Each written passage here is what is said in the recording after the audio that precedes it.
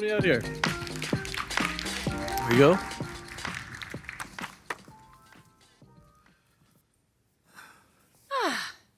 It is great to be here. So first of all, I just want to thank you all for joining us here today. I am joined by Brett Arsenal, Microsoft's CISO, and this session really kicks off our security breakouts for the rest of Ignite. I heard there's like 42 security breakouts. And to be honest, I just can't think of a better way to kick things off than a conversation with our very own CISO on the future of security in the new era of AI. So welcome, Brett. Thank you. Appreciate it. It is great to have you here with us.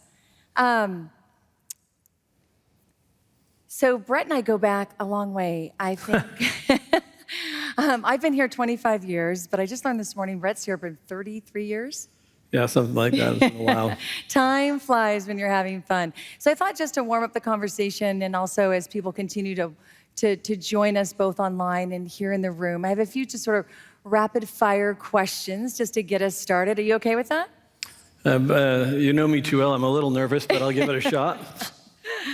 And I swear, he hasn't seen these questions before. Okay, first question. What is the average tenure of a CISO? I think last time I saw, I was on a call this morning, the stats like 2.5 years. 2.5 years. Yeah, there's a lot of security jobs. There's 3.5 unfulfilled jobs in security. There's just not a lot of job security for a CISO. Okay, so how long have you been Microsoft CISO? Oh, too long. Way too long. 14 years I've been the CISO at Microsoft, and then I ran the national security team before that. Wow. Yeah. Wow, long history in security, 14 years. Okay, so when you think back on the 14 years, what keeps you up at night? It's changed a lot in 14 years. I used to sleep like a baby. I would just get up at 2 a.m. crying every night. And now nothing really keeps me up. I keep other people up at night. You keep other people up. Yeah, I try to. No, I think that, seriously, I do wake up thinking about the threats and the things that are coming, obviously. And have we done enough? What do we need to go do as an industry, not just as Microsoft? I'm just representing and protecting an enterprise like many people here. So. A lot of what's coming around the corner is a big thing on what keeps me up at night. Yeah, I bet. Okay, what is the number of password attacks per second? It's pretty wild. We see, because of the Entra ID and all the authentications we do, billions of authentications we see approximately 1,200 to 1,300 password spray attacks per second. Which is up over from about 800 less than 2 years ago. So it's not 800 less than that. So it's more than doubled in 2 years. So people continue to use it as an effective measure. More than doubled. Yep. Wow. And I think I heard you say you see over 1,200 password attacks every second. Every second. Yeah. Wow. Okay. If cybersecurity was a sport. Wait a minute. This is the hard part about being a CISO. The number could be scary. The interesting thing is if people would just use MFA, they'd be 80% less likely to be impacted by any one of those attacks. So I think there's some work we can go do to help people with that. But I don't want it to be just scary. And I haven't used a password in years, so you're doing a good job. Thank you. Yeah, that's true. Okay, I'll go on to the next one. If cybersecurity was a sport, what would your position be on the team? What's the question? If cybersecurity was a sport, team sport, what would be your position? Oh my gosh. I'm thinking of Mel Gibson movies and sports of that type. Actually, I had this conversation once with general counsel about the role of the CISO in sports. I would say it's like a swim team, and I get 2 roles. One is a coach to help people, every business line better protect themselves and the things they need to go do, independent of what they're doing. But I said the funny part is there's also the lifeguard part of it, which is make sure that no one drowns. And so how do you help prepare people to, the job is not for me to secure them, but for them to help themselves be more secure. And I think that's kind of an interesting duality of a coach and a lifeguard at the same time. So that'd probably be what I'd be my answer. I like that. Yeah. I like that. Okay, one last question. Sure. If your cybersecurity had a theme song, what would it be? Wow, I'm not musically inclined or gifted. I like music. I'm not good at it. I know you do. I know you like music a lot. Yeah. We've asked this. I think every Sunday morning, one of the things there's two things I do in this job. Every morning I wake up, and the first 15 minutes I listen to Comedy Icons, which is clean, non-offensive humor, just to get me through the day. And I think that's super helpful. And then on Sundays I wake up and I listen to the Beatles. And I think the two things I would say is, with a little help from my friends, because we can't do this alone, and then the long and winding road, since it's been 14 years and there's no end in sight. We're going to have to keep working on this. But we are getting a little better every time, so that'll probably be my songs. Okay. Now we'll transition to a bit more serious. We'll get into the content of my discussion, Sure. Brett. And just so you all know, is we will be taking Q&A. I have a few questions for Brett just to frame up the conversation, and then we'll take live Q&A. And then also we'll be fielding questions that'll be submitted online as well. So, okay. I think always a great place to start, Brett, is just to know from your perspective, what is really top of mind for you? Like what not only what keeps you up, but what's top of mind? And when you answer that question, if you could answer it and sort of think about sort of how you see the threat landscape changing. This probably is part of the thing, joking aside about keeping me up at night, probably the one thing, like when you think about the possibilities of what happens, I mean, you have lots of businesses trying to go do things to support their business, their shareholders, to make people's lives better around the world in areas that are vastly different in all aspects of an inclusive world. And then you have a set of people who are opposed to that activity. And I think if I look at the threat landscape and I watch, the sophistication of the attacks we see now versus even 3 years ago, the scale and the impact of the attacks that we see now versus what we saw 3 years ago, and frankly, the speed of the attacks, which is time is one of the things that's been the one thing that's been beneficial for people trying to do the right thing. That's been super helpful. So the speed, scale, and sophistication of attacks scares me. The one thing that's interesting is everyone thinks about speed as being compressed time, but there's also, when you look at, we track over 300 nation-state actors around the world, and when we look at the people that are patient to go low and slow and to be surreptitious and not know what or why they're doing things, that probably those are the things. That's the one thing that I think in the threat landscape scares me. The second thing is the evolution of it as a viable economy, I think is the other one that scares me, because if you look at about, I think 2 years ago, cybercrime eclipsed all illicit global drug trade combined. It is a thriving economy. There was a time when you had to have capability and intent to create a bad action. Today, you can just write a check and pay for it as a service. And so I think that's the second thing, is the economies of it concern me. And then the third thing, probably more so in the last 2 years, is the change in regulatory environment globally. I track around 240, 260 regulatory changes per day around the world. And so how businesses can adapt to, and of course you want to operate within the legal requirements of any entity you're working in, but how do you stay on top of that and do it in a cost-effective way that doesn't undermine the security of the organization or the operational models that you're trying to go do. So I'd say from a landscape perspective, those are three of the things that are always top of mind that help me think about what we want to go do next. And again, just to protect a company like ours. Yeah. I've seen the changes myself over the many years being at Microsoft, seeing us go from client server to web to the cloud. And now with the AI transformation shift, it is significant. So in thinking about these very significant platform shifts, how are you looking around the corner and preparing the organization from a security standpoint? Wow, I haven't heard client server in a while, so thank you. Thank you for bringing that up. But I think you raised a really good point, Katie.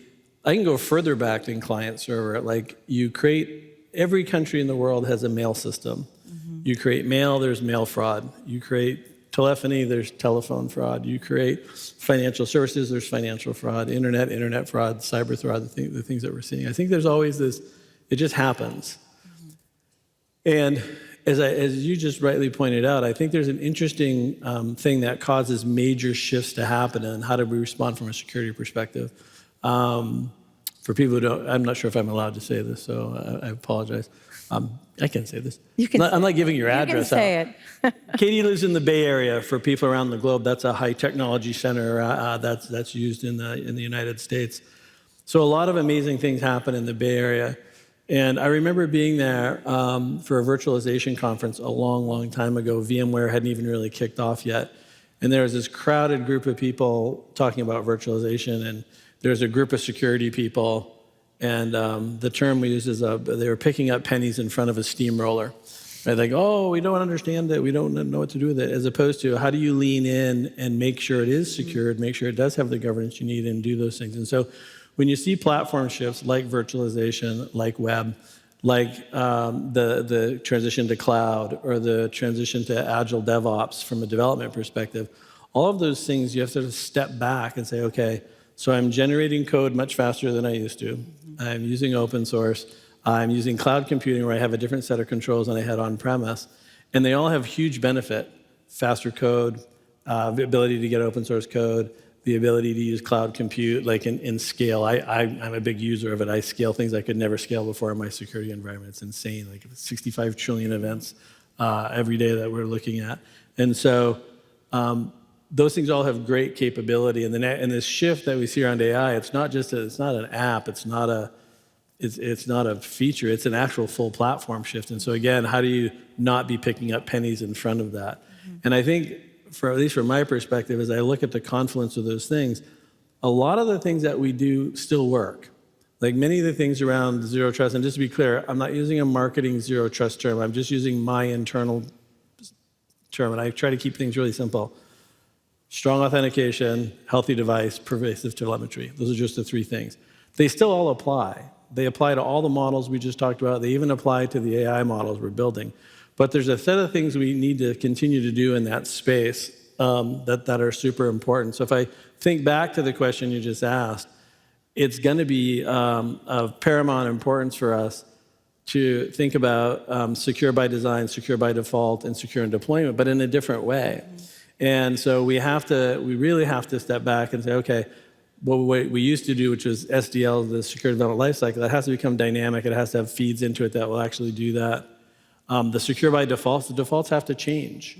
A perfect example, I'm going to keep picking on 2FA because it's one of the most effective things people can do. And don't get me wrong, people are breaking 2FA. So you have 2FA, then you have to have phish-proof two-factor authentication, then you have to have token binding so that if anyone gets in the middle, no one can play it somewhere. It has to play from the local device, and our first-party services support that now. But that transition, that by default has to happen. I'm going to pick on this person in the front row right here. For those of you online, he's wearing a blue sweater, very nice gentleman. He's got his hand up. If I was to tell you to take a bet, and the bet is an 80% odd on the bet, then I'm going to give you $100 at 80% odds. Would you take the bet?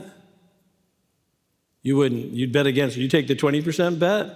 See, I take the 80. If there's an 80% chance I'm going to be right, I'm going to take that bet. And so, now you could be taking it because you want a higher risk to reward ratio, and that's totally fair. And everyone has the right to make that decision. That's why I love the question, because it depends on your risk tolerance. But when we know that things like multi-factor authentication are so incredibly effective, and keeping devices current are so incredibly effective, what can we do to help people? And so, since 2018, we've been changing the default. So when you spin up a new tenant, for example, in Azure, it comes with 2FA turned on. And it turns out very few people turn it off. So we have to continue doing those kinds of things to drive those kinds of defaults and the behaviors and the things that we do. And then in deployment, anyone who's run an IT shop knows there's drift. And so how do you never let anything drift, like let somebody reset or set those expectations? So that'll be super important. Like I said, on the SDL, I just walked through the identity piece of it. And then frankly, the other thing as we look around the corner is how we respond in a protect, detect, respond world is key. And the response, if you think about the CVEs, which are the way we look at how much there is exposure and vulnerabilities. Vulnerability, let's just do a really simple example. There's a vulnerability in a piece of software. You fix the software, but then the customer has to go deploy it. So there's this big, long time window, and as I said, speed's really tough. In cloud services, not just Microsoft, everybody, that's all different, because there's still vulnerability, you fix it, but the customer doesn't have to do anything about it, usually, if it's a SaaS service. And so how do we have faster vulnerability response to deal with that scale and speed issue? And then how do we make sure we're providing the right transparency for people to understand what the impacts are to them and how they go do that? And I think those are probably the big things I'd say. So the secure by design default, the identity improvements that have to happen, and faster vuln response would be a big part of what I would think are really critical for us going forward. Okay. I think. Sorry, I know it's a lot, but it's really only 3 things. So Crystal clear. I want to shift gears a little bit and talk about AI. We've heard a lot about it. What's that? Talk about AI. I've heard a little bit about that today.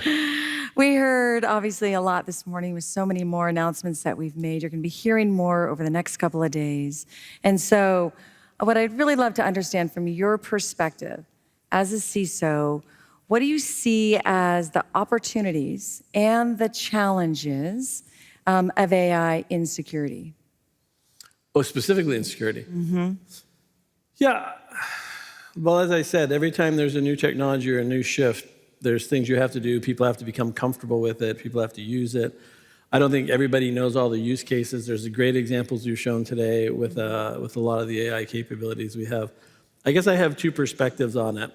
One is to ensure that what we produce as a company meets all the requirements of responsible AI and people can understand and have consistent expectations of what we do. And so the same zero trust principles as when we're building these AI systems, they still apply, right? Least privilege and data governance, data privacy, all the other things still apply. There are a set of additional things we do because of a number of parts of AI, like the models themselves and how they separate. And I mentioned this dynamic SDL, so that we've added a bunch of capabilities into the secure development lifecycle, specifically for the development of AI. So that's how we build AI. And then there's how we use it internally for our employees. And similarly, I think I have this, again, I'm not the sharpest knife in the drawer, but I have a lot of simple things that I do. And so I have this thing called the 4 E's, right? Which is anytime we have something new, you have to give people the ability to safely experiment, to learn what's going to be effective, then take what's effective and make it efficient, and then take what's efficient and exploit the system to the best of your capability. And so we have an environment set up today within the Security Operations Center as an example, where we're doing a lot of work with the security co-pilots, as well as some of the other co-pilots, to actually help all of because there's not just a Security Operations Center that we run, right? And we're seeing really good results. Like, if I had my dream of the opportunities, one is my tier 3 analysts are the most expensive, productive part of the organization. And so we're seeing a big efficiency in their use of our security co-pilot to actually be able to do more casework and not burden the burnout factors that we're having with them. Mm-hmm. And frankly, they're more satisfied with their job. Mm-hmm. If I go to the tier 1 side of the Security Operations Center, the team is on a path, and I want to be super careful. I don't want some clickbait soundbite thing to come out of this. But they have a task, which is to eliminate tier 1 SOC. Now, just to be super clear, that doesn't say eliminate people or roles at all. It just means that is the highest churn, lowest satisfaction part of working in a Security Operations Center. And so if we can move those people to tier 2 SOC work and tier 3 SOC work, you take your earlier skilled labor in that market and move them to things that are more rewarding, higher paying, better job, and you take your people at the top tier and make them more productive. And so there's an efficiency perspective and there's a productive perspective. That's awesome. And then we will use, and it helps in so many ways in languages and other things that'll be super effective for us. The other part, of course, is ensuring we're using the models and things to discover things we could never discover before. And I won't talk about all the different pieces here. The 2 things I have come to learn and know about this is the teams that are doing the experimentation and some of the effectiveness I was just explaining are coming up with novel ideas that I never would have expected or understood how to go do. And they're building them in ways that protect both the company but also protect the customers that work on us. And they're building their own models on top of the large language models. I think that's a really important point for people to realize. There's a large language model you can leverage, but your data is your data. It is not my data. You build your models on top of that data. Just like my security operations teams build their own things on top of that. That's proprietary or whatever it might be. And making sure we honor that's super important. Making sure we have data governance so our information worker employees can get the massive productivities and tools is unbelievable. So, I know people will talk about the scary side, but I feel like between all the signal that we're now seeing, the models that we have, I do see an asymmetry where good people trying to do the good things actually have an advantage over bad people doing bad things that were set up in a different asymmetry than we had before. I hope so anyway. Okay, so Barrett, based on that, how are you protecting Microsoft in this new era of AI? Yeah, it's interesting. Like if you just think about the employee base and everything else, like People like me. yeah, no, exactly. Well, so for those who don't know, about 5 years ago, we started with this. Maybe it was more than 5 years. We started with a vision, and I probably am going to backtrack everything I said from the beginning of this conversation when I said 2FA, because 2FA is two-factor authentication, and we were using that for remote access forever, right? But when you were in the building, there was a different assumption. Then we said, well, we should make 2FA everywhere. And I literally would see people recoil when we would say that because the experience wasn't good. And an amazing leader said, you should try being vision-led versus the tactics of 2FA. And they said, what if instead you started with a charter, which was just eliminate passwords?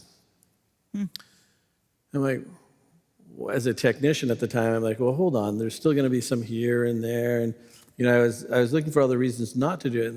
And I was like, well, that's just words. But it turned out it was radically different.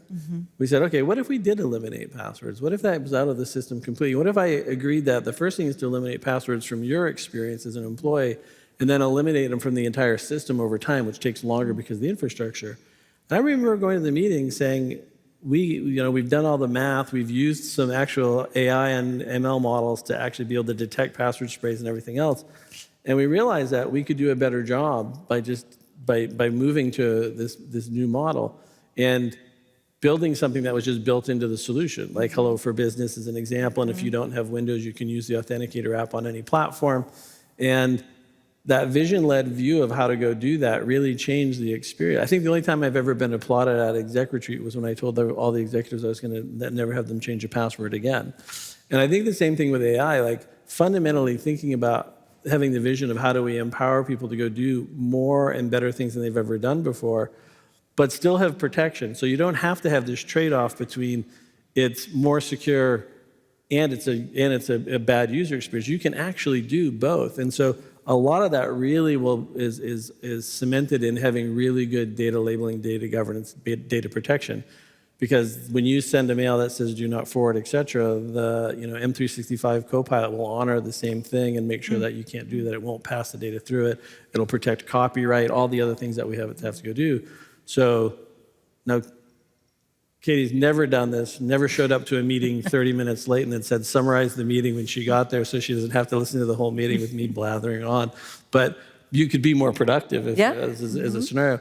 And yet, even when you did this summary, anything that was protected because of the labeling in the tenant or the labeling the files wouldn't allow that to perpetuate beyond that. And so it's a really good idea of how to help people be more productive and be more secure. And so whether it's in the M365 Copilot, the general Copilots, or the ones that we're using in the security team, I think they all honor the same set of permissions and governance. I love it. I've had Copilot for about 3 months, and there's no way you could get it out of my hands right now. So it's pretty crazy, isn't it? Yeah, it is. It is everything that was said on the main stage and more. But it's so many things we don't know. Yeah, and I think in a good way. Probably from a security standpoint too. Well, there's a security side, but I mean, like the iPhone is a classic example. I don't think anyone, when they planned to build the iPhone, whatever, almost more than 10 years ago, a little over 10 years ago, that it would become the primary navigational instrument on commercial vessels, right? Yeah. That wasn't what it was designed for, and so.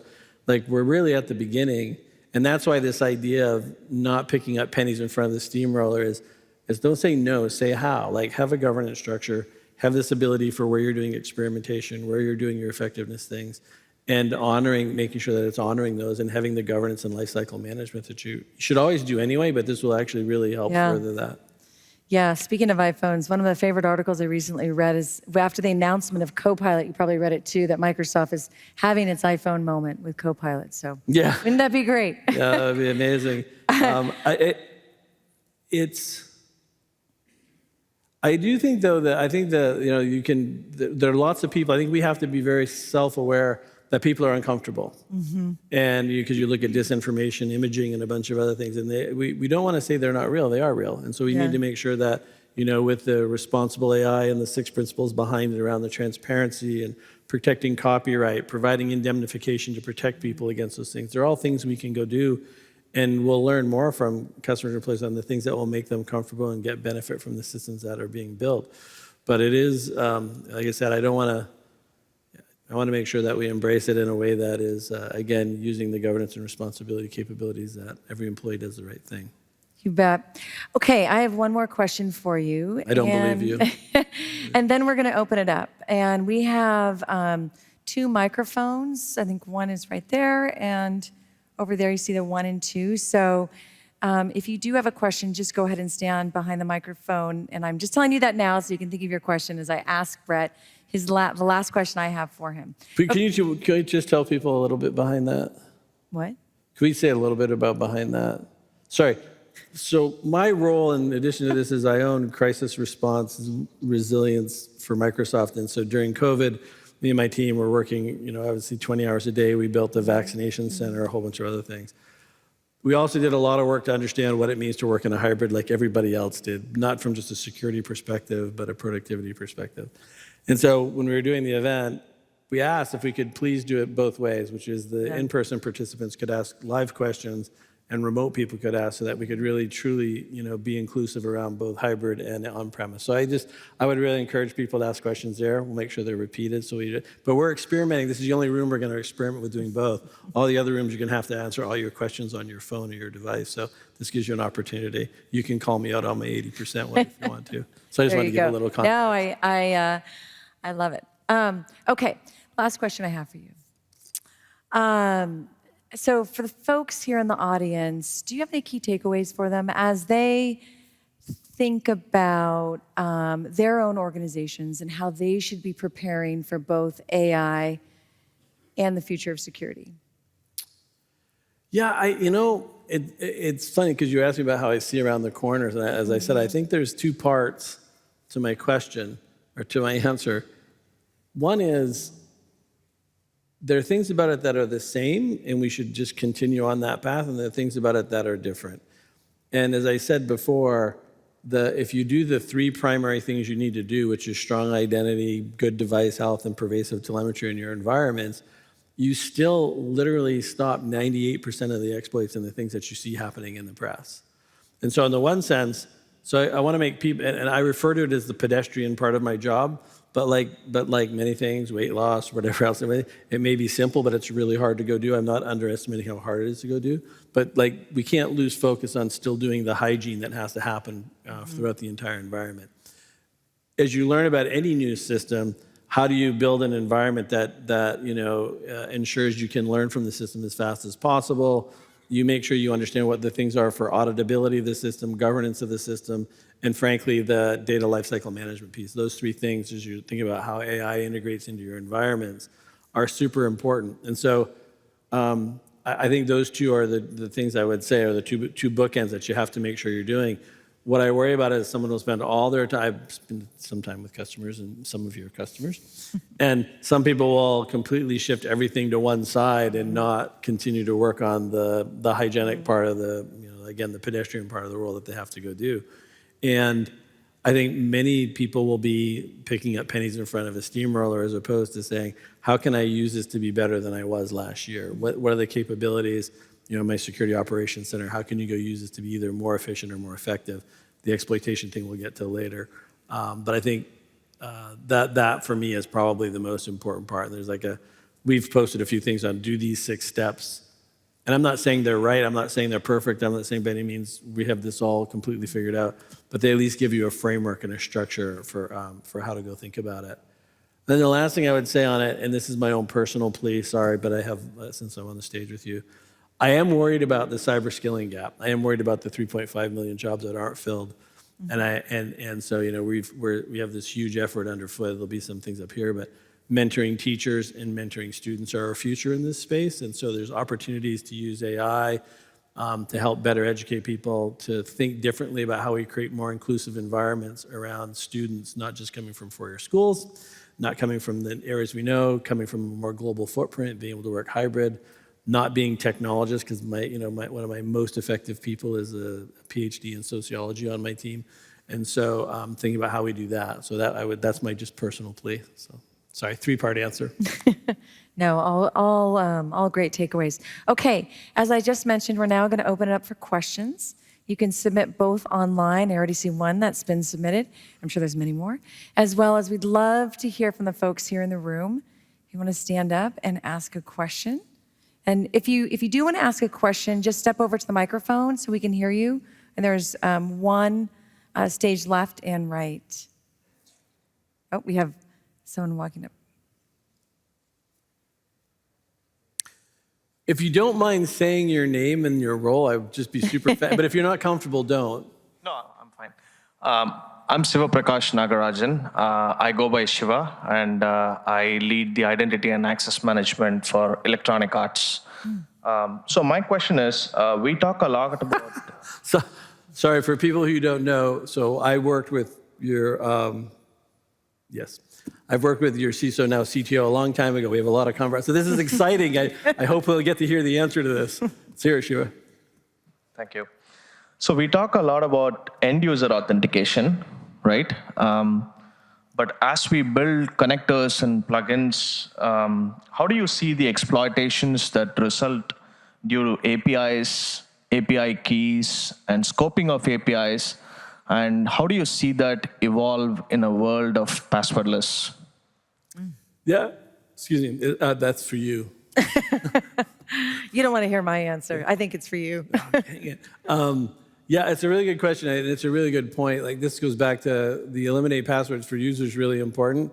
Getting rid of credentials in code, getting rid of credentials in pipelines, getting rid of the way that the model works on service-to-service auth. Like, if I look at my own map internally, the whole service-to-service auth thing that we're doing today is super important, which is an element of the API. It's not the only part of API security.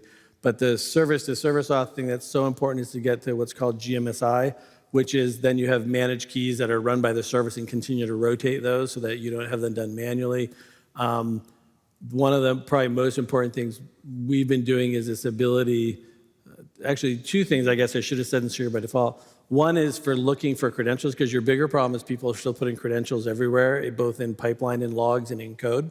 And so with GitHub, we built a bunch of capabilities to go scan for those and then remove them from the environment, which I think is super important. Move to automated rotation with the GMSI is the second piece you have to go do there. And then this static code analysis thing to me has actually been really interesting, because then when I find them, or if there's a problem with them, I can then go actually in the response side, go find the areas that have those scenarios, and then I can at least make sure I can rapidly respond until I can rewrite the code to use a more modern stack. The last thing I'll say is authorization is key for this thing, and getting to modern auth stacks and some of the things you've seen come out from Microsoft's doing, because we've always been an authenticator, not an authorization platform. The work we're doing around authorization is going to be critical, separating those two. Does that make sense? Thank you. Yeah, that's a hard part of the Gaussian curve, but it is something you have to go do. And there are steps you can do now that'll reduce your risk, and there'll be more steps you can do in the future, like with token binding and other things that'll help. Thank you so much. Yeah, thank you. Okay, we'll move over to question one. Hi, this is Joel Fishbein from Truist Securities. I have a question with regard to the latest social engineering attacks that have happened, high-profile breaches that have happened, particularly to some of the casino operators. Wanted to get your input on what is the best method for protecting against social engineering attacks, and how is Microsoft helping its customers to handle this? Yeah, thanks, Joel. It's a really good question. One, you never feel good about anybody getting caught in that situation, and I know that like this is the thing that the two things. Well, I said what kept me up at night on the threat landscape, but two things that always worry me is users are an interesting set of individuals. Users are both our first and our last line of defense in these situations. In the scenarios you're talking about, they were the last line. And this goes back specifically to those scenarios, which is this is where there's a bypass. And out of sheer, and we've seen the patterns for this where you just keep 2FAing somebody and they keep getting this out-of-band prompt and they finally just say yes and let it go. And so this is why having fish-proof 2FA is very different than just 2FA. And then even if you had fish-proof 2FA, I still want token binding, which is if somebody in that particular case, an entity, was able to get their token to log in, which they shouldn't with fish-proof even, but even if they were, it can only be played from the device it came from, so you still can't go run it from someplace else. And this is capability that we built and turned on in our first-party Office services to help us go do that. The other thing is, though, to recognize it'll change. Like they'll do 2FA bypass. Like the big thing we're seeing now is QR code, right? People abusing QR code, and I just got a notice this morning on a bunch of stuff we've done to go try to get ahead of what's happening there, like a 3 times reduction in the ability for that to happen either in mail or in Teams. But it's interesting. This is where I'll get calls from people who you'd think are my competitors, some who live down here, some that live where you live, and we'll work on things together where a rising tide lifts all boats. Same thing with open source, the work we're doing with those people to do open source. But I do think if you just get the fish-proof into token binding, you're a long ways ahead of the game in the social engineering side. Thank you. Yeah. Thank Do you you. want online too? Yep, let's see if there's anyone else standing up. Let me just read the one online, and then we'll head over to number 2. Thank you. So what was submitted online from one of our virtual attendees, it says, as a company that champions change on the cutting edge, how do you stay engaged with change instead of opposed to it as a CISO? It is so exciting for the rest of us, but as a CISO, I can imagine it can be quite overwhelming. Well said. Yeah, I think, what does CISO stand for? Career is so over, something like that. This literally probably is the hardest part of the job, honestly.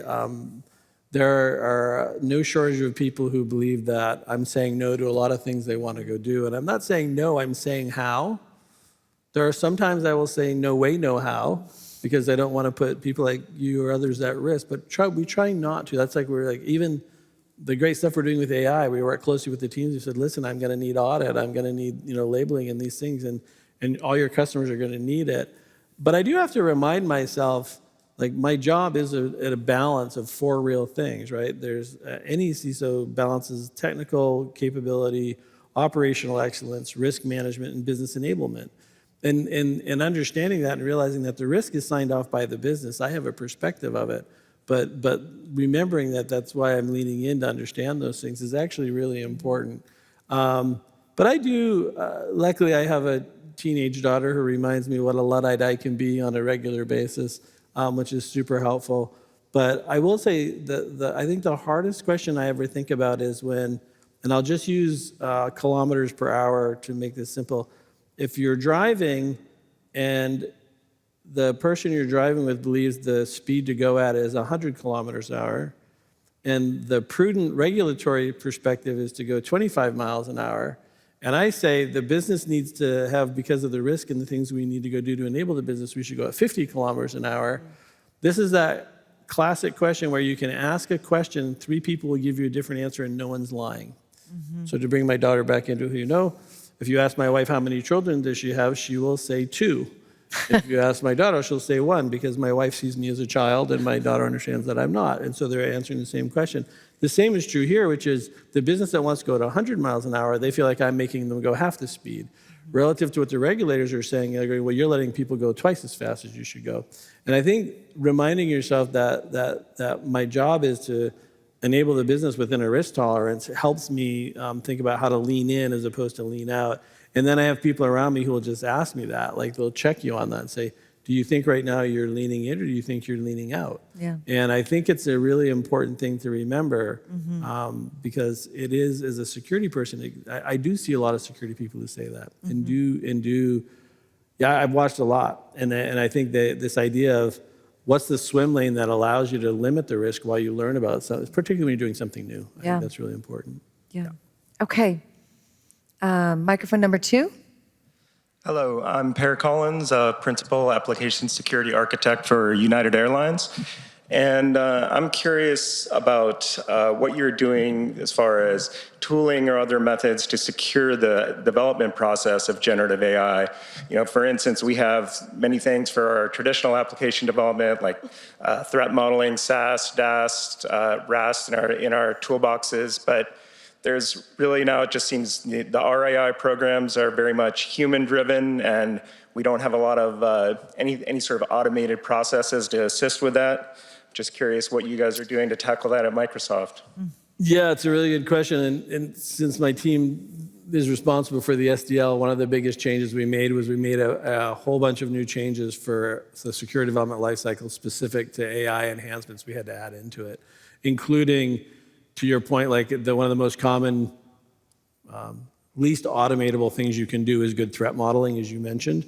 And how are we using AI to change the threat modeling, not just to try to automate some of the threat modeling, but also to rapidly change the types of behaviors and patterns we're looking for in the threats that we're trying to prevent. Because the threat model for a piece of code, to the gentleman who started at the beginning, there's Shavi that mentioned identity, that's a very different threat model than an LLM piece or a data exfiltration as part of an LLM piece. So using those things to automate the threats that we're trying to prevent based on the use cases is something that we're doing, and that was the under the first leg of the Secure Future initiative that we're driving is how do we modify that to go forward.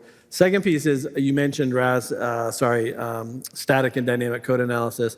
Internally, we've now deployed and will deploy to all of our commercial services the static code analysis tools, including rules that are applied regarding responsible AI and data privacy. And so we're at, I'm sorry, this is something public. I won't quote the number. I will just say I scan more code than any other company that I know of in the world of cloud service to go do that in an automated way, which has been really amazing because it's not about just making the code better. It's what do we take as the net learnings out of the code? And again, back to now that we have this code repository, to your thing, can we respond faster when we find something in it? And taking that and applying that has been really, really helpful for us. So those are three of the things that we're doing. And then this whole idea of responsible AI, which is we make commitments around what's the transparency, privacy, and all the different rules around that. And I think this transparency thing becomes much bigger in AI than it did in some of the other coding things. How do we think about transparency and manifest?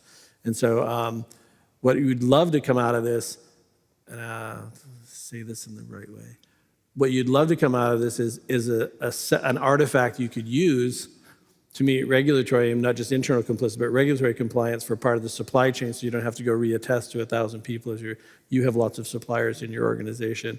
Wouldn't it be awesome if you didn't have to have a team of suppliers, an army of suppliers to go do that, but you had an automated way to get a set of compliance against that, particularly for AI. Does that make sense?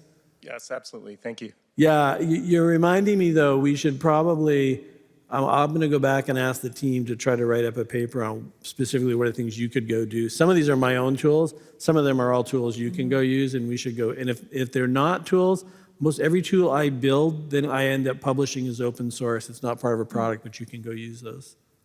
Yeah, that's a really good reminder for me. Great. I think we have someone at number one. Hello, my name is Aaron Palmer. I'm a computer systems analyst for American Company.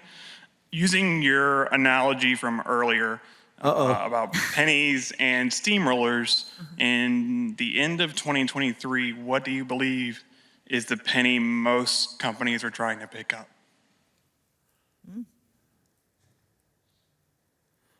Sorry, my reference always when I think of this is Austin Powers. For whatever reason, I watched a lot of Austin Powers. So this is the steamroller scene. It takes me a minute to get that out of my head. Ask me that one more time, because I'm trying to figure out what I'm most worried about that people are trying to do and not realizing the bigger issue, or just repeat it for me. No, you had it right. Okay, yeah, I see it. Listen, I'll use a lot of driving analogies. The problem with analogies is they always fall apart. When people don't understand something, or if they drive into the fog, they let up. And there's a certain part of that is cautionary, which is correct. There's also a part of it that's overcorrection. And when you over slow up in a scenario like that, you end up getting hit from behind. And so what I worry about is my biggest thing I think that people do is, well, people will just say,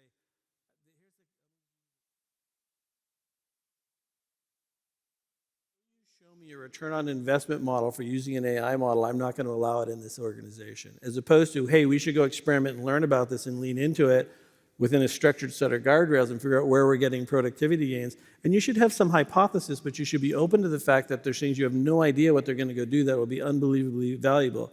I'm going to call out the same thing you did. I do show up late for meetings. I love summarizing meetings. I couldn't live without it at this point. Now, I don't exploit the system and just not go to a meeting and not show up and summarize it after. That would be wrong. But there are things like that you wouldn't think of, and you start doing these things. That's just one simple example. But I mean, that would be my biggest concern, is that people like really just are so adamant as opposed to figuring out how to go learn from it and go for it. I really worry that will happen when some of the people I talk to. So one thing I think we have to do is, how do we help make people more comfortable with it? What are the things like the indemnification and other things that we're doing? How do we help people be more comfortable with it? And how do we help them learn and benefit from it and share with other people's experiences? And, you know, like I'm from New Hampshire. If it doesn't have two uses, you don't use it. If it's not a tennis racket and a snowshoe, my dad wouldn't buy it. And so, you know, you got to get to this point, like, how do you show people what's possible and what's there? And I, you know, lots of people are on stage. We're doing a lot of work to go make that happen. But that's the one that scares me the most. Yeah. Look, I am so sorry. We are out of time. It is Yeah, I'll gone go by so outside if quickly. people have other Yeah, questions. I know. I think there's a couple people still standing up. So if you could stick around. Well- Brett will stick around if you want to ask him a couple more questions live. But thank you. Thank you for your time and attention. Thank you, Brett. Always Thank a you. And pleasure. there was a question that came up on the screen, which was how to go help the student thing. And Yeah. it's up on the screen behind us. So thank you for asking online. These are 3 places you can go to help participate in getting more people cyber skilled, or participate if you want to become more cyber skilled. Yep. Thank you. Awesome. All right. Thank you.